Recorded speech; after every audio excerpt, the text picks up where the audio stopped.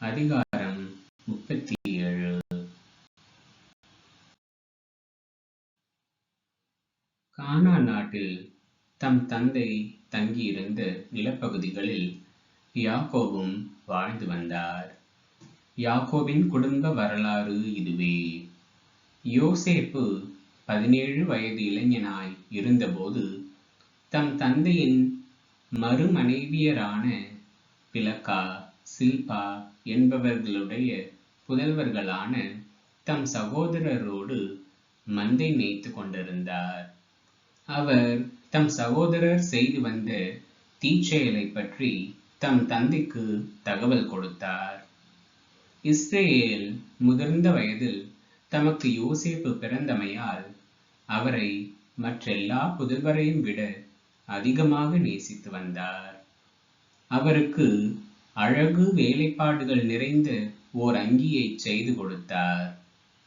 அவருடைய சகோதரர்கள் தங்கள் தந்தை அவரை எல்லாரிலும் அதிகமாய் நேசிக்கிறார் என்று கண்டு அவரை வெறுத்தனர். அவர்களால் அவரோடு பாசத்துடன் பேச இயலவில்லை. யோசேப்பு தாம் கண்ட ஒரு கனவை தம் சகோதரருக்கு தெரிவித்தார்.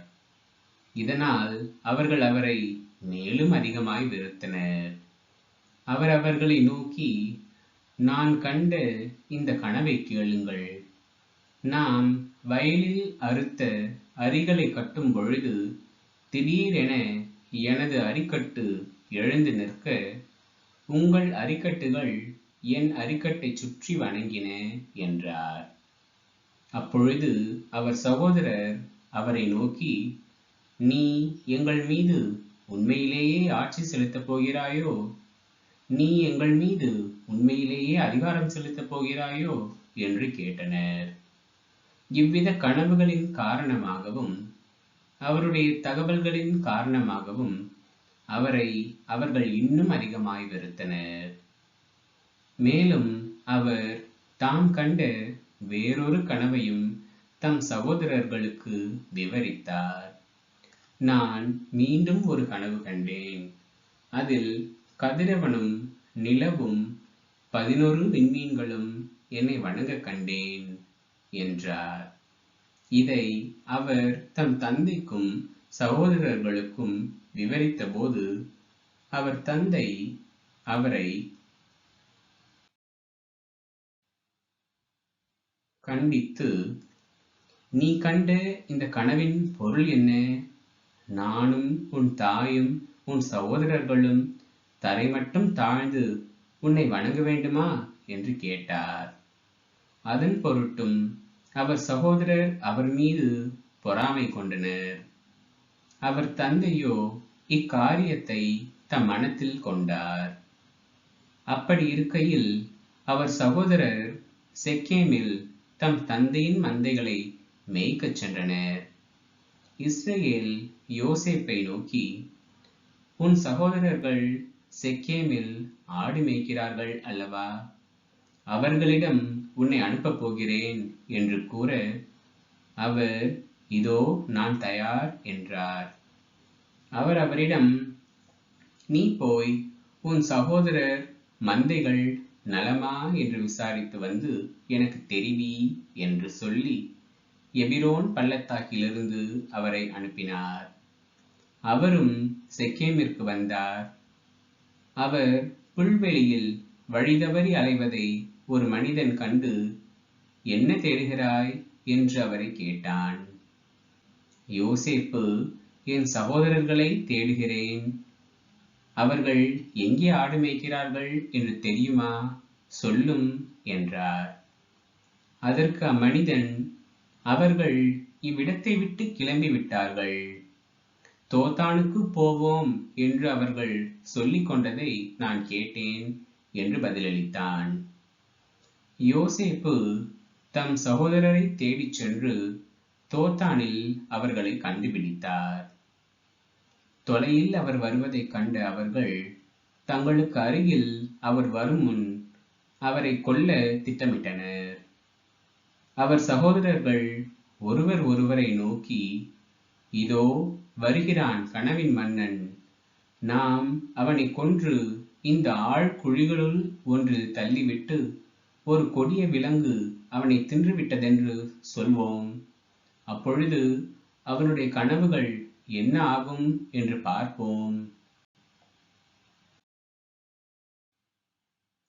என்றனர். ரூபன் இவற்றை கேட்டு அவரை அவர்கள் கையிலிருந்து தப்புவிக்கும் எண்ணத்தில் அவர்களை நோக்கி, நாம் அவனை சாகடிக்க வேண்டாம் என்றார்.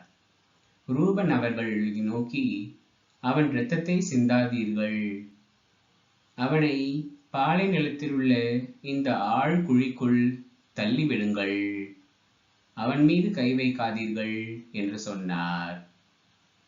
ஏனெனில் அவர் அவர்கள் கையிலிருந்து அவரை தப்புவித்து தம் தந்தையிடம் சேர்ப்பிக்கும் நோக்கம் கொண்டிருந்தார். யோசேப்பு தம் சகோதரரிடம் வந்து சேர்ந்தவுடன் அவர் அணிந்திருந்த அழகு வேலைப்பாடுகள் நிறைந்த அங்கியை உரிந்துவிட்டு அவரை ஆழ்குழியில் தூக்கி போட்டனர். அது தண்ணீர் இல்லாத வெறும் குழி. பின்பு அவர்கள் உணவு அருந்தும்படி அமர்ந்தனர். அப்பொழுது அவர்கள் கண்களை உயர்த்தி கிளையாதிலிருந்து வந்து கொண்டிருந்த இஸ்மேலரின் வணிகக் குழுவை பார்த்தனர்.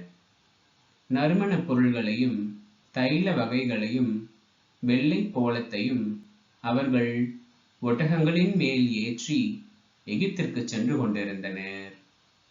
அப்பொழுது யூதா தம் சகோதரர்களை நோக்கி, நாம் நம் சகோதரனை கொன்று அவன் இரத்தத்தை மறைப்பதனால் நமக்கு என்ன பயன்? வாருங்கள், இஸ்மேலருக்கு அவனை விற்றுவிடுவோம். அவன் மேல் நாம் கை வைக்க வேண்டாம், ஏனெனில் அவன் நம் சகோதரனும் நம் சொந்த சதையுமாய் இருக்கிறான் என்று சொல்ல அவர்கள் சம்மதித்தனர். ஆகையால் மிதியான் நாட்டு வணிகர் அவர்களை கடந்து செல்கையில் குழியிலிருந்து யோசேப்பை வெளியே தூக்கி அந்த இஸ்மேலரிடம் 20 வெள்ளிக்காசுக்கு விற்றனர். அவர்களும் யோசேப்பை எகிப்திற்கு கொண்டு சென்றனர். பின்னர் ரூபன் ஆழ்குழி அருகில் திரும்ப வந்தார். இதோ யோசேப்பு அங்கே இல்லை. உடனே அவர் தம் ஆடைகளை கிழித்து கொண்டு தம் சகோதரரிடம் திரும்பி வந்து, பையனை காணோமே, நான் எங்கு சென்று தேடுவேன் என்றார். அவர்கள் யோசேப்பின் அங்கியை எடுத்துக்கொண்டனர். வெள்ளாட்டுக்கிடாயை அடித்து அதன் இரத்தத்தில் அந்த அங்கியை தோய்த்தனர். அழகு வேலைப்பாடு நிறைந்த அந்த அங்கியை தம் தந்தையிடம் எடுத்துச் சென்று, இதை வழியில் கண்டோம், இது உங்கள் மகனது அங்கியா என்று பாருங்கள் என்றனர். தந்தை அதை அடையாளம் கண்டு, இது என் மகனது அங்கியே, ஏதோ ஒரு கொடிய விலங்கு அவனை தின்றுவிட்டது.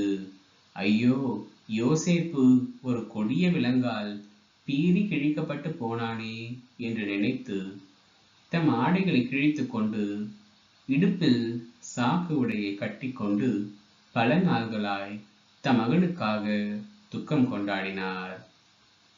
அவர் புதல்வர் புதல்வியர் அனைவரும் அவருக்கு ஆறுதல் சொல்ல வந்தனர்.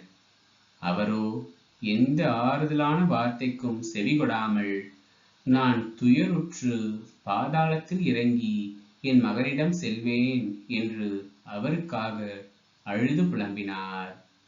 இதற்கிடையில் மிதியானியர் எகிப்தை அடைந்து பார்வோனின் அதிகாரிகளுள் ஒருவனும் மெய்காப்பாளர் தலைவனுமான போத்திபாரிடம் யோசேப்பை விற்றனர்.